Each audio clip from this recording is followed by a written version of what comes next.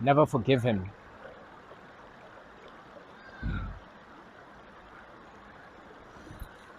Well, this video is mostly focused on women. Well, it speaks to women. Women in relationships, women in relationships with men, intimate relationships. And it will speak on another important relationship that is very pivotal in a woman's life. And in these relationships, I say that you should not forgive. Should not forgive the men that you are in these relationships with, for this forgiving blinds you. It stunts you in a way. It stunts your growth. It stunts your development, and it stunts the way you see the world. It blocks you from change. It blocks you from achieving the things you need and not the things that you want.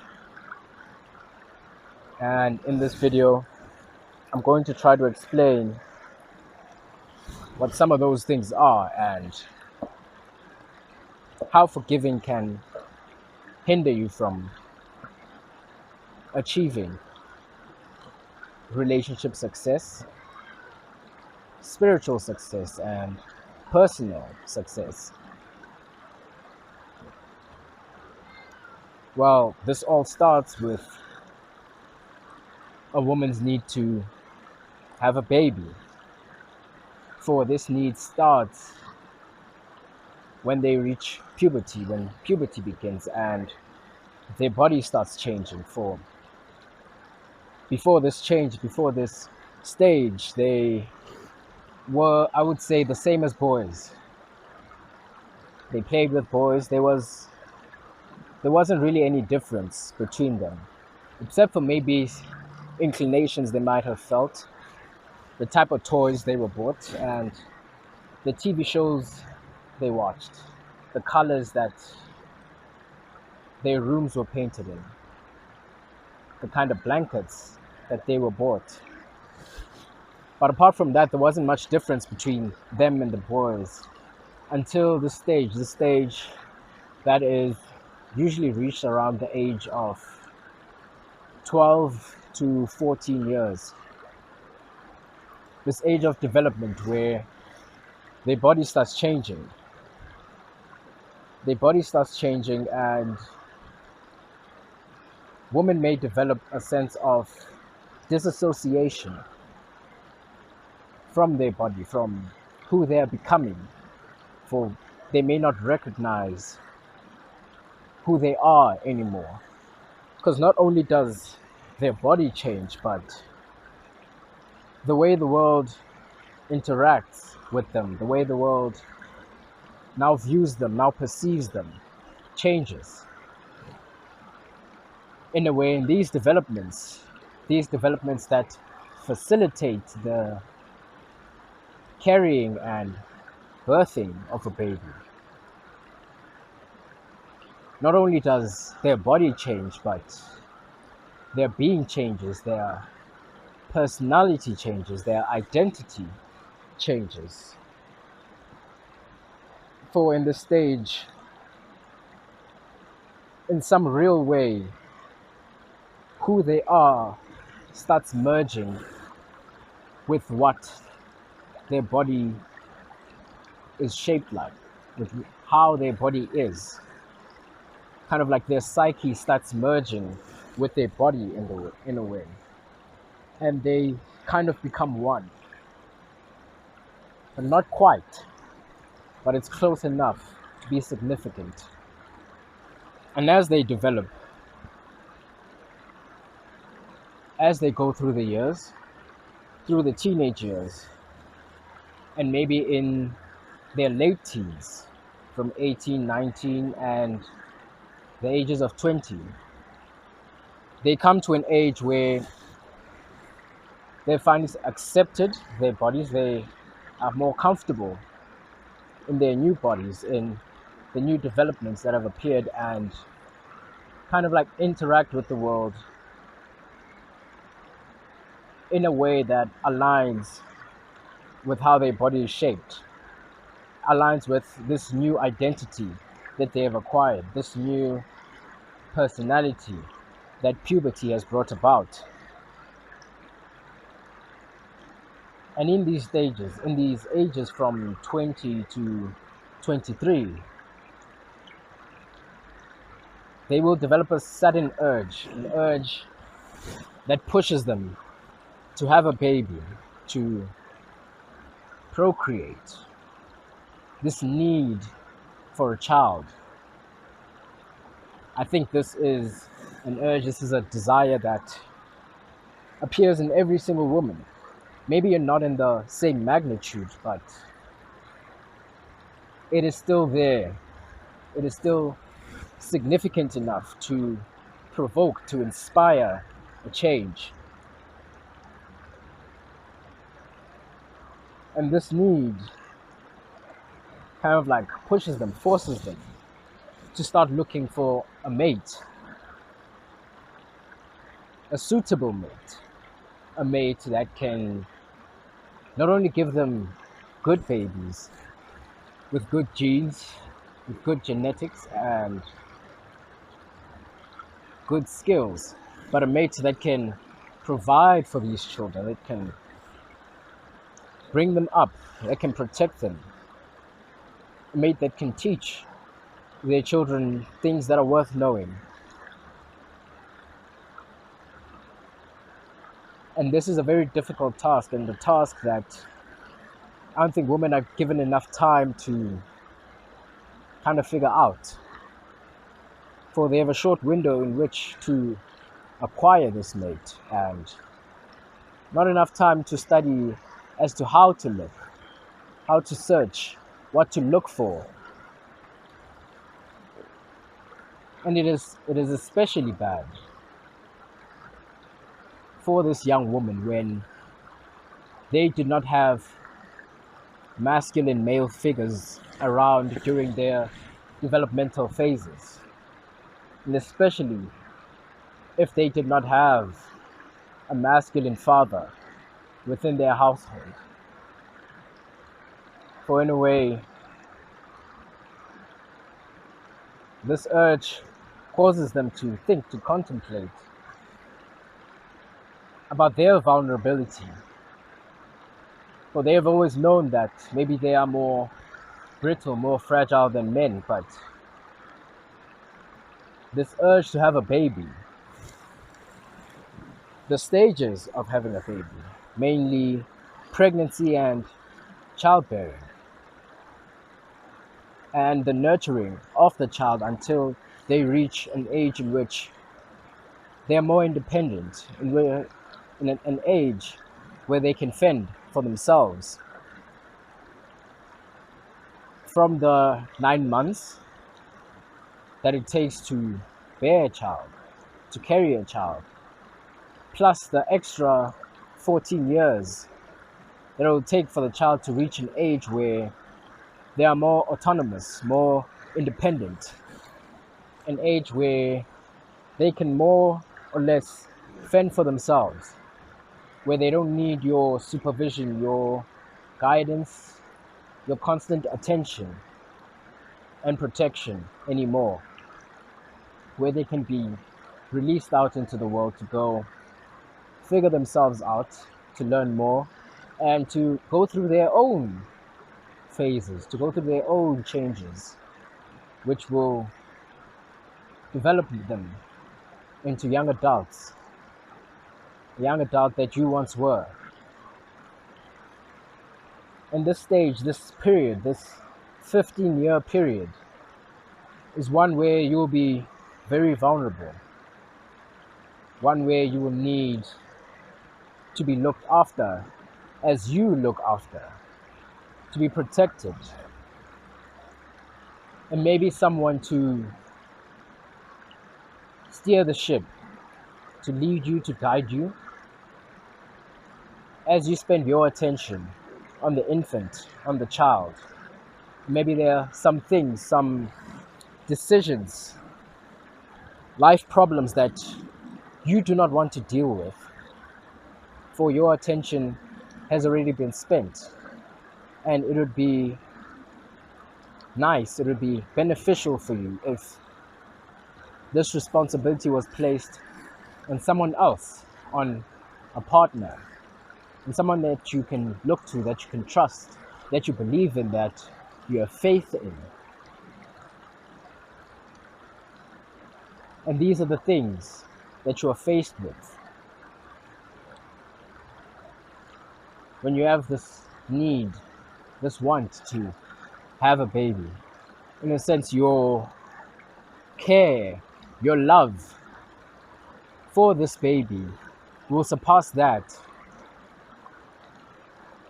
of your husband, of your significant other, of the father of your child. And this is something that maybe your significant other should not contest. This is something that he should accept as the way of life, the way things are. And he should know that you have a need for a father figure within your life, a consistent father figure. For there's a reason why religions are patriarchal. For not only religions, but traditions and cultures as well. For in a household, there's the father, the mother, the son, and the daughter. When the son comes of age, he packs up and he leaves. The father must do his job as to separate the son from his mother, so that the son may find his own path in life, may find his own way, and may build his own life, and may take on the role of leadership, a role that was usually filled by his father, a role that was facilitated by his mother, but now he needs to stand alone. But the daughter, the woman stays under the care, stays under the leadership, the provision, and the tutelage of her father until a man, a suitor, visits the home and puts a proposal on the table, a proposal for the woman, as to take the woman from the care, from the ownership of the father, and take responsibility for this woman that he is offering this proposal for. That he is the one that will be the preacher, the protector, the provider, and the teacher. That he is the one that will be responsible. That he is the one that will become the father of this woman that he proposes to marry. And this need for a consistent father figure in the woman's life is a need that is unchanging, that is constant, and one that can never be removed, one that lasts a lifetime.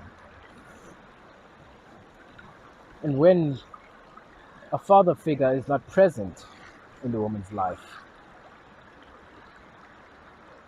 a kind of resentment builds, a resentment and an anger that tries to fill this hole, this gap within their lives.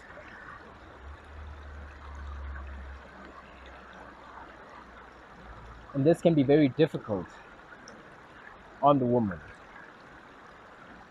It is a gap that they will feel for the rest of their lives. For this need for a father figure,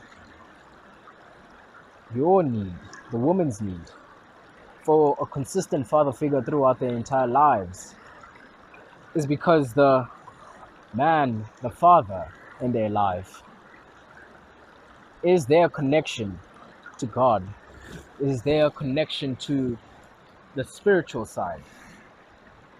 For as a child, they followed the religion of their father, whatever practice, whatever ritual, whichever God and whichever church or religion that the father followed, they did too as well, whether or not they believed in it, whether or not they liked or cared for it. They did so in respect for the father. They did so because they were under the father's care, under the father's tutelage.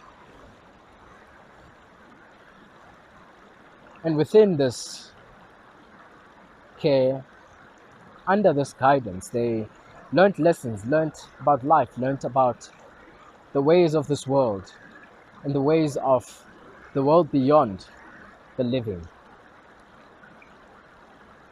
But when they get married, they are taken out from under the father, from under the father's teachings, under the father's practices, and from the father's kraal, and placed in the new kraal, the husband's kraal. And they must learn the husband's religion, the husband's tradition, the husband's culture and practices, and do whatever ritual the husband does. For now they have a new father within the husband. For there is no difference between a husband and a father. Not in the way that there is a difference between a mother and a wife. And this is because of the position in the hierarchy, their position in their relationship as they try to build a home in which they will raise these children, in which they will have these babies. Most of the time when a husband is sought out for, the father is involved, or a father figure, to help the woman search for this husband. For maybe the father has more wisdom because of his age, more understanding, he has seen more, understood more, and forgiven less. And in this, he knows what to look for in a husband. He knows what kind of father figure his daughter may need, for he has also known his daughter, for he is the one that raised her. And as he searches for this father figure, this new father, he knows that this father should have skills, should have knowledge, understanding, and wisdom in which to facilitate his daughter's emotional drives. For he knows that his daughter's emotional needs are equivalent to those of a man's sexual needs. And most importantly, he searches for competence. For there is a difference between doing something without being told, because you have understanding, because you have wisdom, for this is a sign of fitness, than doing something because you were told to do it, not having any understanding, not having any wisdom behind any of your actions, only knowing that this is the right thing to do and this is something that makes people happy, that makes your wife happy. For instance, telling your husband that you like some particular thing done in some particular way kind of lowers your attraction for him, because now you will know that he's only doing that thing because you have told him so, not because he had the wisdom, the competence, to do the act, to know that this is what should be done. This lowers his fitness, and the lowering fitness lowers your attraction for him. For we search for fitness in our partners, we search for fitness in our husbands, for competence. For this competence translates to other aspects in his life. For if he is competent in one thing, if he is wise in one subject, then there's a high probability that he may be wise in another important subject. Another subject that will be necessary in maybe in teaching the children, in protecting not only you but your children as well, in providing for the family. I've heard many men complain, whine, and cry over the fact that the woman in their lives only wanted them and only loved them for what they could provide, for what they could give. Not only significant others, not only girlfriends or women that they married, but their mothers as well, their aunts and their sisters. That this was something that pained them, this was something that hurt them, this was something that they deemed cruel and unfair. And I'd say they're right. The women in their lives do place a huge emphasis on provision, on being able to provide, on your competence. But is this unfair? I think not. For a man is his work. The worth of a man is his work, and what he can provide, what he can bring to the table. And this worth kind of like differs from class to class. There are class ceilings and kind of like class brackets in which the worth of a man is either high or good, depending on a particular income within that specific class.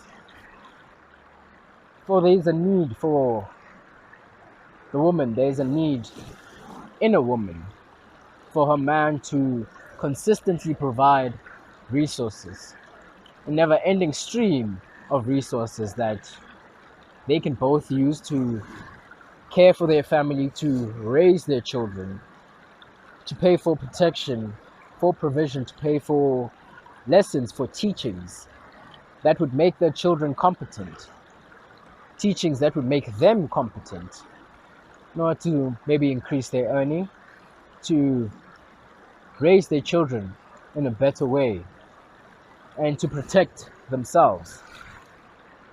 And when this stream, when these resources aren't continuously provided, when there's a break in this provision, this builds an insecurity within the woman. This breaks the trust that she had in her man, a trust that can never be rebuilt.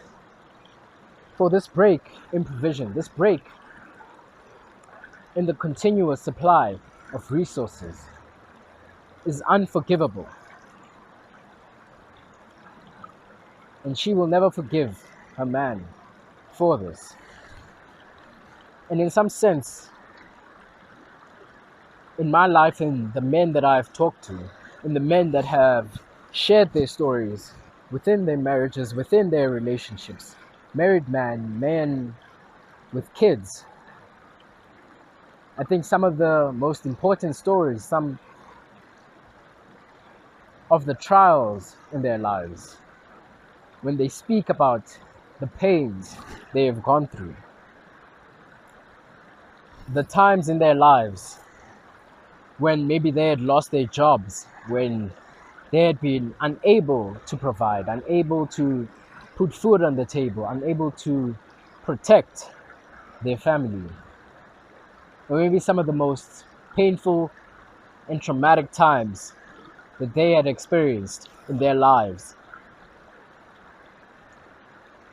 These are times that they never forget, times that they tell with great sorrow, with great pain in their voice. These are times that they think about when they think about their family, on their drive back from work, when they play with their children, or when they watch their significant other sleep. It is a time that is always on their mind, a time that they never forgive themselves for they failed, and they know that failure was unforgivable. And in some sense, most people usually experience this break in resources. They experience this loss of trust, of faith within their man.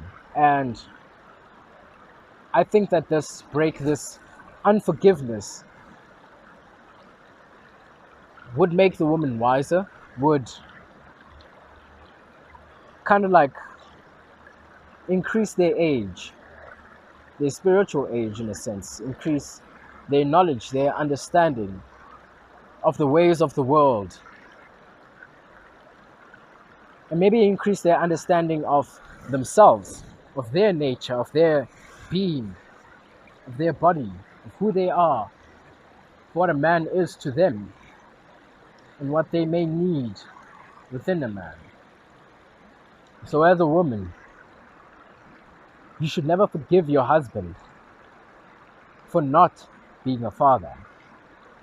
You should never forgive him for failing to fill this leadership position, for failing to teach, to raise, to preach. For these are very important needs that are unchanging, needs that are constant, needs that you will always have, and needs that you know that your children will always have. For you were once a child, and you knew what you needed. You knew what you may have received,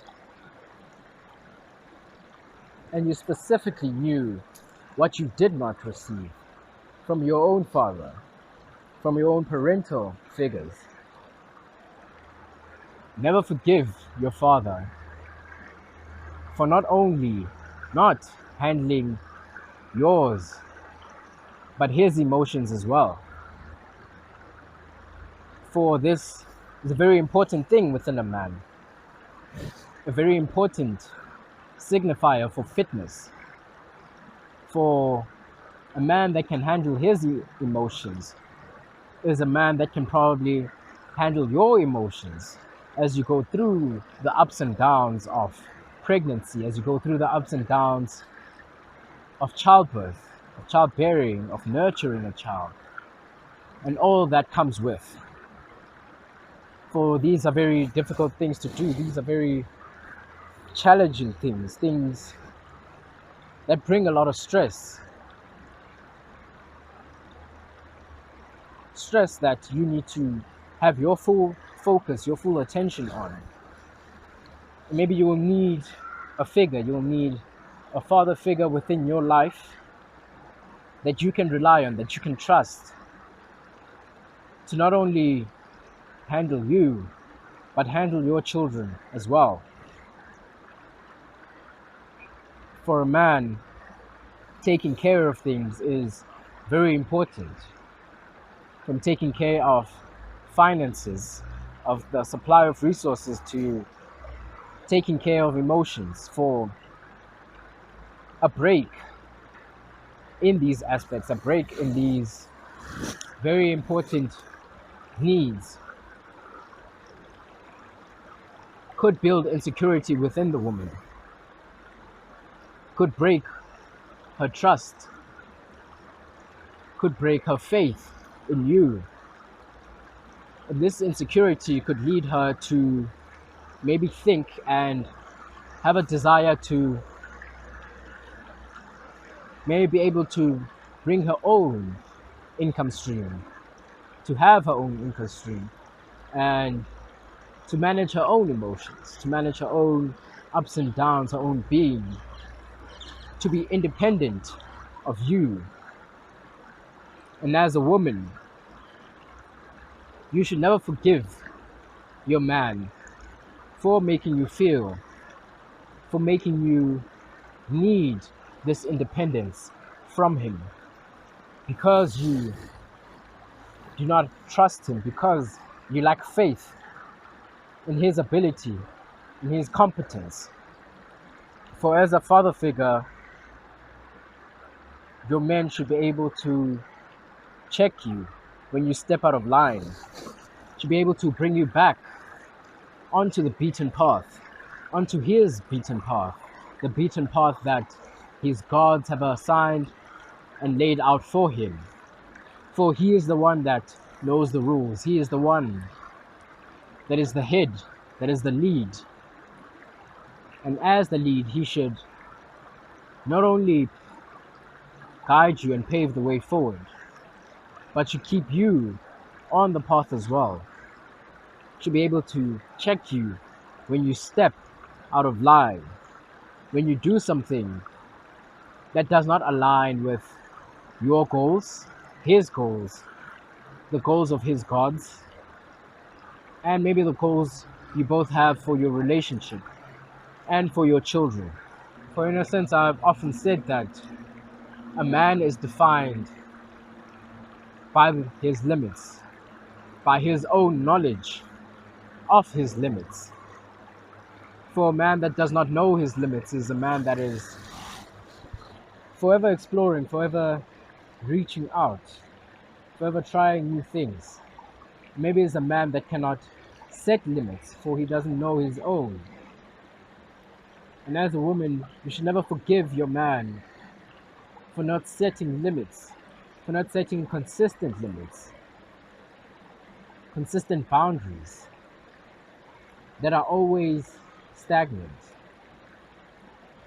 that never change, that never move, that you know will always be there. You should never forgive your father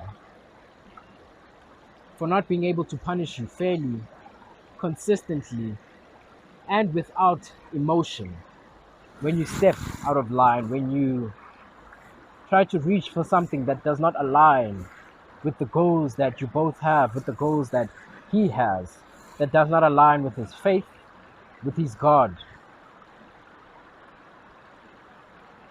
When you try to do things that are maybe unethical or out of line, and this punishment should be without emotion. For a man that changes his punishment, that punishes you when he feels like it, when his emotions are high, or maybe when his emotions are low, that punishes you because he had a bad day, because of some other reason that does not relate to his principles, to his values, to his boundaries, to his limits. That is something that is unforgivable. And you should not forgive a man for taking his stress out on you. For that is what he would be doing if he would be punishing you with emotion. And most importantly, you should never forgive a man if this is the only thing that you take from this video. You should never forgive a man for numbing himself from his pain, for not wanting to feel his own pain, the pain of his life, the pain of his work, and the pain of his family. For men can numb themselves in many ways, be it drugs, alcohol, video games, television, sports, women, pleasure, or gambling. And another form, maybe they can numb themselves from their emotions and not feel anything at all. For your father must understand that pain is a choice that he must consistently make. a choice where he must consistently choose the pain, choose to feel the pain, choose to feel the pain of his life, choose to feel the pain of his work and that of his family. For this is the Father's prayer. As he prays and he says, I will take any and all pain for you. For that is a father. And that is his responsibility. That is his role. And should he numb himself from this pain, then he has failed. This one key factor, this one key role and responsibility that he has. And this is unforgivable. In this world, in this life that we live, in some sense, you can take away lessons, you can take away key teachings that can maybe make your life and the lives of your children a bit better, a bit more bearable. And you cannot forgive your father for failing to teach you the key lessons that you need to get through life, for failing to teach your children these lessons. For these are lessons they should know, especially because they are older, they've seen more, they've experienced more, they have understood, they have learned not to forgive. And in this knowledge, they have extracted understanding and distilled this understanding to come to wisdom, wisdom that they should teach you, wisdom that they should teach your children, so that they may not have to spend so much time. They may not have to experience all the things that he had to experience to come to this knowledge, to come to this wisdom. And in this saved time, he buys them more life. He buys you more life.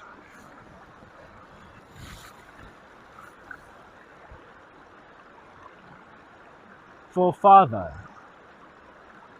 vowed to take responsibility for you and for any offspring that you may bear him. And if he fails to take responsibility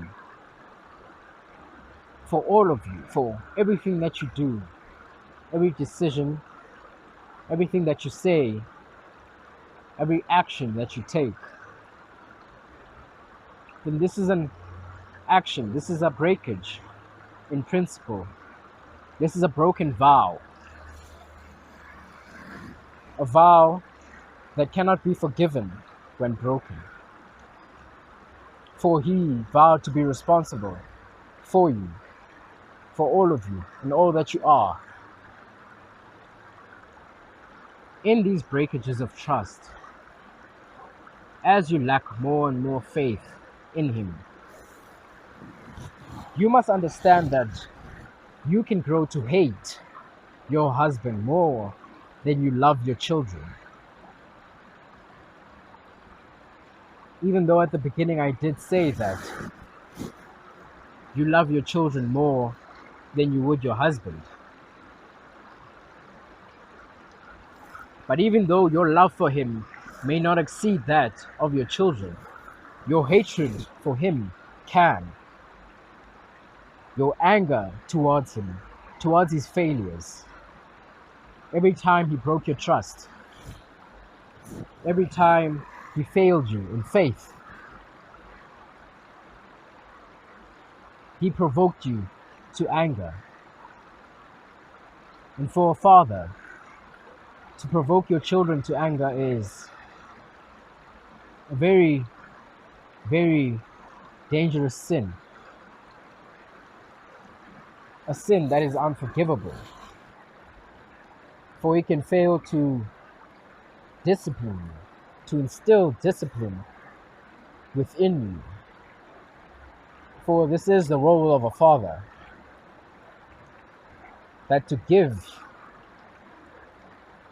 his woman the drive, the need, the discipline, and the ability to perform actions that can not only be good for him, for her, but for her children as well, which will be good for you as the father. For as a woman, you should understand that maybe you keep dating men that are just like your father because there's some part of you, some part within your heart that still forgives him, that still wants to forgive, that still expects him to change. And in some way, within these relationships, within these men that have this resemblance, you have this need to punish them for. There's also this hatred for all the things he wasn't to you. This hatred that you take out on them. And this hatred that is, in a sense, just another form of love. Another form of you forgiving. For you must learn to not forgive your father. You must grow indifferent to him and all that he did and all that he could not do for you. And maybe in this unforgiveness, you may find healing. You may find strength, and you may come to knowledge of not only yourself, but how you interact in intersexual dynamics, in your relationships with the men in your lives, with your new father figures. And the father in your life must understand that in his vow as to take any and all pain for you, that sometimes the pain he must take is the pain he must inflict on you for your betterment. And this is a difficult thing for most men to comprehend. That maybe it's not all sunshine and rainbows. That always having a happy wife doesn't necessarily lead to a happy life. That maybe sometimes you must instill pain in order to enact corrections, in order to realign, to bring her back onto the path that you have set, to the path your gods have set. This may be a difficult thing for you to do. It will pain you to inflict pain upon her. But this is something you must do. You must put your emotions aside and act with pure judgment, with true judgment, without emotion, for the betterment of you, your relationship, your wife, and your children. For it pleased the Lord to strike his son.